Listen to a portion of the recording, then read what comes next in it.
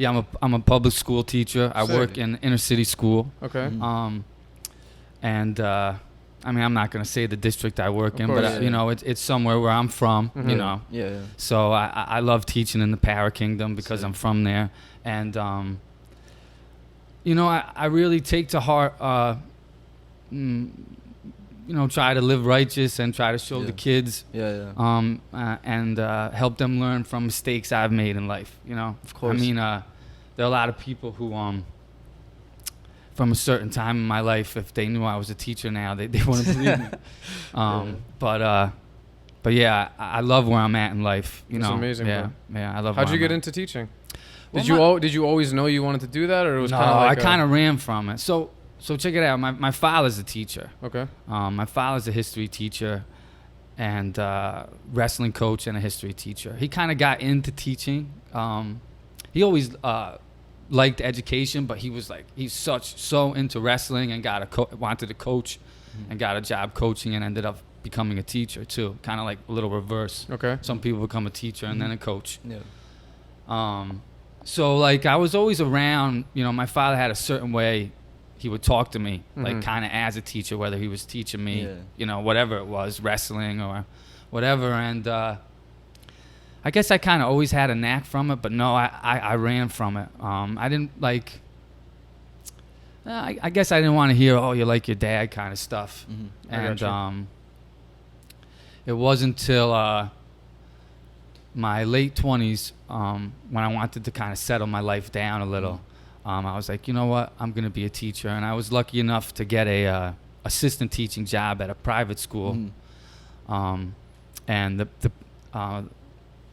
good friend of mine who I worked with there told me, you know, you should really become a teacher. And you know, I was living kind of wild at the time, so it was kind of a crazy idea. But you know, I went back to school at nights, and I'm where I'm at now, and I love where I'm at now. So you know? That's amazing. Yeah. Man. When you teach the kids, do you think you use like some like unorthodox methods, like maybe telling them about like your past or like things about life that like other teachers usually don't? Or what would you say about that? I mean, I know what you mean, unorthodox, and maybe I wouldn't use that to describe myself, but maybe in the fact that I'm just completely myself and honest with the kids. Exactly. Maybe in that way it's unorthodox, because one of the reasons I wanted to become a teacher is because of how much I hated all my teachers. I hated, I'm not kidding, like I tell my father this, he can't believe it. Like he had a much different experience than me in school. Like I literally I can only remember one teacher in all of grades, like only one teacher I fucked with, only one. But he fucking changed my life, you know what I mean? So that made me want to do that want to your to do kids. that. Yeah. How's it been with the whole COVID thing with the teaching and like the schools got shut down? Well, you know, I mean, kind of fucked up, man. I have to be honest, you know. I mean,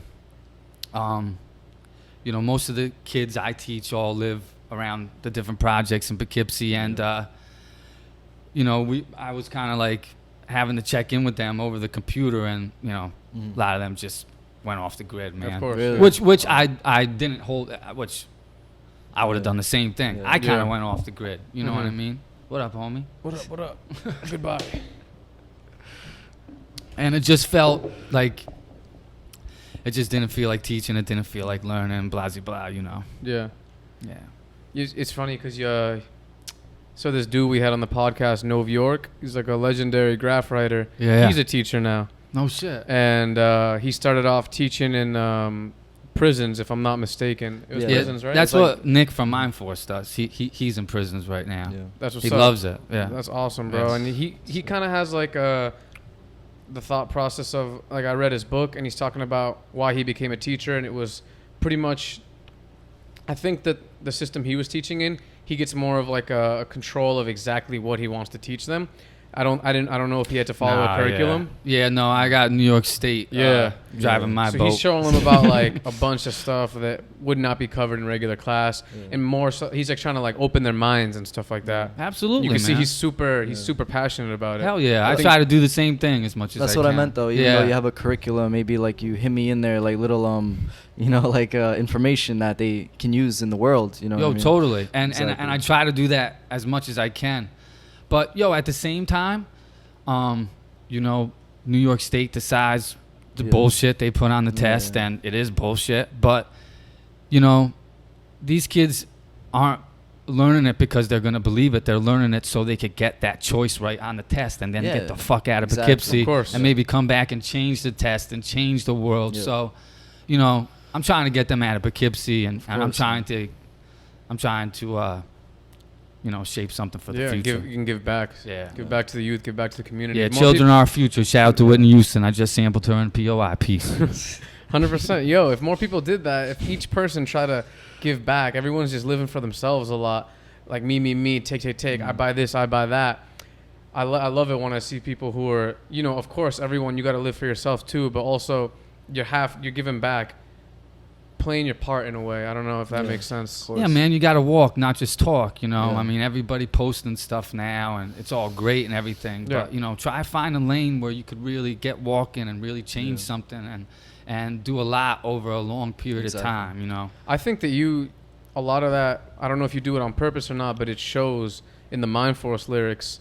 Like you gotta mind, use it, and it's like unconventional stuff, talking about like almost like a higher purpose, like, you know, there's like it's the future of and all this shit. It's like there's something more behind that. It's not just some lyrics you can mosh to. You're like giving out a real message. Well, thank you, man. I appreciate that. And I thought, sorry to interrupt you, but I thought that was like the sickest thing the first time I checked out your band, and you gotta mind, use it. That was like my favorite thing, because I'm heavy into Eastern philosophy, like meditation, get into like elevate yourself spiritually, getting away from like violence and negativity and all that. So when you said like you gotta mind, use it, I was like, yes, that's perfect. Hell yeah, man. I feel that. Thank you. Also, like the direction that society's going, we got all this technology, we got everything at the tip of our fingers, and you're saying like we learned to unlock our minds and just abused it. Yeah, that to me was like, that was perfect, bro. It's all, you know, it's all history shit, man. Like looking at society over time, and but it repeats itself, man. You could relate that to everything going on man, nowadays. Sure does. If more now than, you know, before, like, it's crazy, man. I mean, I think a lot of the Mindforce stuff is inspired from what I do with teaching history, but also a lot of the shit I've been through at my job, whether it's, you know,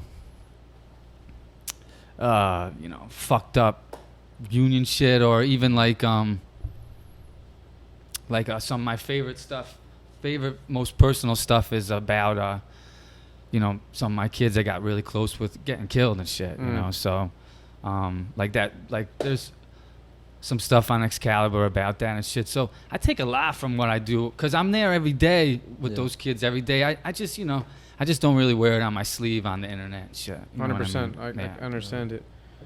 That's awesome, bro. I feel like not a lot of people know that about you, that that's a whole different side.